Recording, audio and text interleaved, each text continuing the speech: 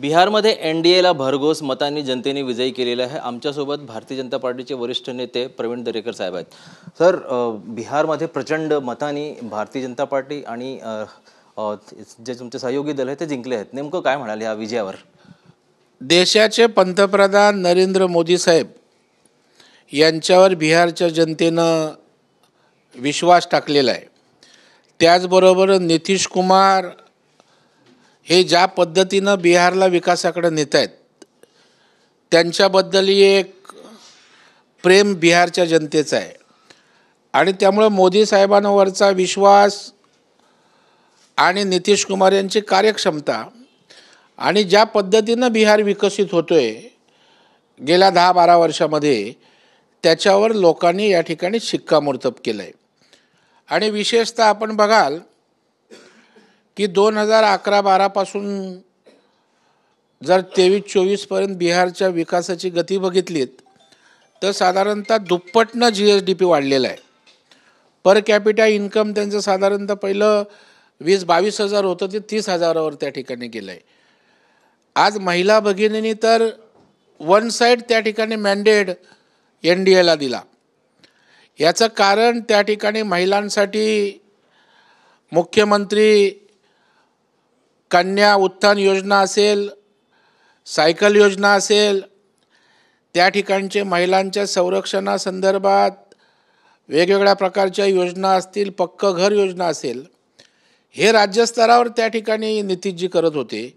केंद्र पातळीवर उज्ज्वला योजना असेल, पंतप्रधान आवास योजना असेल, त्या ठिकाणी लखपती दीदी योजना असेल आणि निवडणुकीच्या तोंडावर ज्याच्यावर टीका विरोधकांनी केली 10,000 रुपये देण्याचा निर्णय आमच्या घोषणापत्रात होता। त्याचा एक परिणाम झाला आणि महिलांचा विश्वास पंतप्रधान नरेंद्र मोदी साहेब आणि नितीश कुमारांवर त्या ठिकाणी राहिला आणि महिला भगिनींचं या ठिकाणी मोठं योगदान या यशामध्ये। दुसरं असं की या ठिकाणी पहिलं बिहारकडं राजकारण म्हणून बघत असताना जातीपातीचं बिहार असं बघितलं जायचं। जातीपातीची इक्वेशन काही अंशी खरी ठरली, परंतु तिथल्या युवकांनी आणि महिलांनी विकासाला महत्त्व दिलं, विकास आणि असणाऱ्या योजना यांना महत्त्व दिलं आणि त्याच्यामुळे युवकांनी जातीपातीपेक्षा विकासाचं राजकारण त्या ठिकाणी बघितलं। कारण आपण बघाल की साधारण 20 ते 29 वयोगटातील साधारणतः त्या ठिकाणी 2.25 कोटी युवक होते। पहिल्यांदाच 18 ते 19 या वयोगटातला नवमतदार 15 लाखाच्या आसपास होता आणि त्याच्यामुळं विकास कोण करू शकतो, आपलं करिअर कोण घडवू शकतं, इंडस्ट्री मोठ्या प्रमाणावर कोण आणू शकतं, बाहेरच्या राज्यात परदेशात असणारं बिहारचं स्थलांतर मजबुरीपोटी होतं ते कोण थांबवू शकतं, या सगळ्या गोष्टींचा विचार या निवडणुकीमध्ये झाला। आणि आपण बघाल की इन्फ्रास्ट्रक्चर असेल, रेल्वे लाईन वाढत आहेत, विमानतळं वाढलीत, रस्ते त्या ठिकाणी मोठ्या प्रमाणावर होत आहेत आणि अशा प्रकारे बिहारच्या जनतेला विश्वास निर्माण झाला की केंद्रात मोदी साहेब आहेत, राज्यात नितीशजी आहेत। केवळ जातीपातीत त्या ठिकाणी राजकारण करण्यापेक्षा या ठिकाणी विकासाचं राजकारण याला त्या ठिकाणी महत्त्व बिहारच्या जनतेनं दिलं। आणि आपण बघाल की बिहारच्या जनतेच्या आत्मसन्मानाची लढाई आम्ही लढलो। काँग्रेसनं बिहारला कमी लेखलं, तुच्छ लेखलं, म्हणजे बिहार म्हणजे बीडी म्हणजे बी, बिहार म्हणजे बी। त्याचबरोबर बिहार काय एक छोटंसं राज्य असं मल्लिकार्जुन खरगे बोलले। बिहारच्या अस्मितेशी खिलवडा यांनी केला।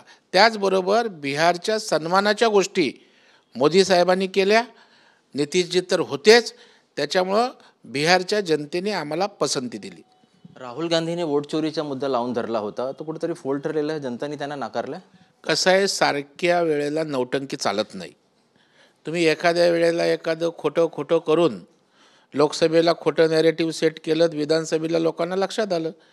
आता तुम्ही वोट चोरी बोलताय, तिथं विश्लेषण झालं ना, सखोल सर्वेक्षण झालं, SIR झालं ना, तिथे बोगस कोण आहे, दुबार कोण आहे, मग विषय राहिला कुठे वोट चोरीचा? तिथे सर्वेक्षण झालं। ज्या सर्वेक्षणाला ह्याने एकीकडे वोट चोरी बोलतायत आणि सर्वेक्षण नको म्हणणारेही चावलाद आहे। त्याच्यामुळे मला वाटतं की यांचं करणी आणि कथनीतला फरक आहे तो बिहारच्या जनतेनं ओळखला आणि त्यांना धोबीपछाड दिलं। बिहारमधून जो पलायन होतो इतर राज्यात लोक जातात, तो थांबेल आता असं? स्थलांतर, पलायन नाही, गरजेपोटी बिहारची लोक त्या ठिकाणी नोकरीच्या शोधात त्या ठिकाणी जातात, त्या राज्यात बाहेर कष्ट करतात. याचं कारण तिथे नोकऱ्या नव्हत्या. आता त्या ठिकाणी नोकऱ्या, व्यवसाय देण्याची हमी या ठिकाणी आमच्या NDAने दिली आणि त्याच्यामुळे आता स्थलांतर वाढत्या इंडस्ट्रीमुळे कमी झालं आहे. आणि त्याच्यामुळे नजरेसमोर जर बिहारला आपला बिहार बदलताना दिसतंय तर ते काँग्रेसवर कशासाठी भरोसा देतील? तेजस्वी यादव ही पहिला चांगले इश्यू घेऊन लढला, लोकांमध्ये थोडी आशा निर्माण केली, पण नंतर राहुल गांधींच्या नादाला लागून तेही जातीपातीच्या राजकारणात अडकले. त्याच्यामुळं मला वाटतं की विकासाला दिलेलं जनतेनं या ठिकाणचं पाठबळ आहे किंवा जनमत आहे. काँग्रेसचे सहयोगी दल अंबादास दानवे त्यांचे नेते आहेत, त्यांचं असं म्हणणं आहे की काँग्रेस ग्राउंड लेवलवरती कामच करत नाही. अंबादास दानवेंनी आपल्या पक्षाची काळजी करावी. त्यांचं म्हणणं खरं आहे की ग्राउंडवर नाही. मग हे काय कुठे काम काय चंद्रावर काम करतात का? दानवे साहेबांचा उभाटा पक्ष हा आहे का ग्राउंडवर? त्यामुळे पहिलं स्वतःचं आत्मपरीक्षण करा ना. त्यांचं म्हणणं खरंच आहे की आज आपण बघाल की आमच्या NDAमध्ये समन्वय होता, सगळ्या पक्षांमध्ये आमची नीट संघटनात्मक चर्चा होती, नीट नियोजन होतं. काँग्रेसमध्ये त्यांचा एकमेकांना मेळच नव्हता. म्हणजे 14 जागेच्या ठिकाणी तर काँग्रेस व्हर्सेस राजद लढली, काही ठिकाणी त्या 6 जागेच्या ठिकाणी डावे आघाडी व्हर्सेस काँग्रेस लढली, काही ठिकाणी तिथे साहनी म्हणून आहेत ते 2 जागेत लढले, तिथे आमच्या जागा आल्या. कारण हे आपापसात लढले त्यामुळे त्या 10-12 ठिकाणी 7-8 जागा आमच्या आल्या. त्याच्यामुळे मला वाटतं की समन्वयाचा अभाव होता आणि त्याच वेळेला आमच्यात समन्वय होता. कारण आम्ही गेल्या वेळेला उपेंद्र कुशवाहा आणि पवन सिंग एकमेकांच्या विरोधात लढले होते आणि त्यावेळेला त्याच्यामुळे तिसरा निवडून आला होता लोकसभेला. पण आमचे विनोद तावडे तिथले प्रभारी आहेत, त्यांनी दोघांमध्ये समेट केला आणि त्या ठिकाणी बस्तर बिस्तर अशा 3-4 जागा आहेत, त्या जागा त्या ठिकाणी वैशाली वगैरे त्या जागा आमच्या आल्या. म्हणजे आम्ही मायक्रो मॅनेजमेंट केलं, आम्ही वाद मिटवला, त्याच्यामुळे या 3-4 जागा आल्या आणि त्यांच्या 12 जागा या वादामुळे गेल्या. हे मायक्रो मॅनेजमेंट आहे, हे भारतीय जनता पार्टी आणि NDAने प्रॉपर त्या ठिकाणी केलं आणि त्यामुळे कार्यकर्त्यांचे परिश्रम, मोदी साहेबांवरचा विश्वास आणि नितीश कुमारांच्या बाबतीत एक असणारी सहानुभूती या ठिकाणी या सगळ्याचा मिलाप म्हणून एक प्रचंड असं यश आमच्या NDAला मिळालं. शेवटचा प्रश्न आहे, बिहारमध्ये प्रचंड यश मिळालेलं आहे त्याचा परिणाम महाराष्ट्रामध्ये आता स्थानिक निकाय चुनाव आहेत, त्याचबरोबर मुंबई महानगरपालिकामध्ये निवडणूक आहे, ह्यावरती परिणाम होणार आहे त्याचा? नाही, 100% ना. जेव्हा देशात निवडणूक होते, दुसऱ्या राज्यात होते, ते जनतेचं मत बनवायला त्याचा उपयोगच होत असतो. आता बिहारची हवा महाराष्ट्रात येणारच, त्याच्यामुळे या ठिकाणी जनतेला विश्वास निर्माण होणार आहे की केंद्रात ज्या पक्षाचं सरकार आहे, NDAचं आहे, त्यांच्याच विचाराचे लोक राज्यात असतील आणि जर स्थानिक स्वराज्य संस्थांमध्ये तेच असतील तर काम सक्षमतेने होईल. उद्या समजा काँग्रेस किंवा आमच्या विरोधी पक्षाची नगरपालिकेमध्ये सत्ता आल्या तर विकास गतीनं होऊ शकतो का? तर नाही आहे. कारण राज्यात आमचं सरकार, केंद्रात आमचं सरकार. मग केंद्रातना नगरविकासचा निधी आणणं असेल, योजना आणणं असेल, राज्यातना नगरविकासने त्या ठिकाणी नगरपालिकांना ताकद द्यायचा विषय असेल, हे त्या ठिकाणी सत्ताधारी करू शकतात ना. आणि त्याच्यामुळे लोकांना आता विकास हवा आहे. लोकांना भावनिक नौटंकी राजकारण त्या ठिकाणी आवडत नाही.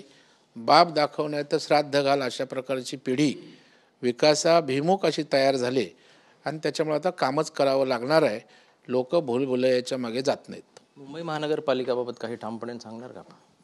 काय ठामपणे काय? 100% महायुतीचा भगवा झेंडा मुंबई महानगरपालिकेवर फडकणार आहे.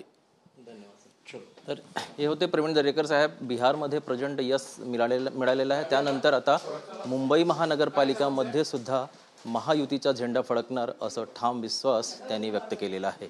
कॅमेरा पर्सन सिद्धेशसह ब्रिजभान जयस्वार, TV9 मराठी.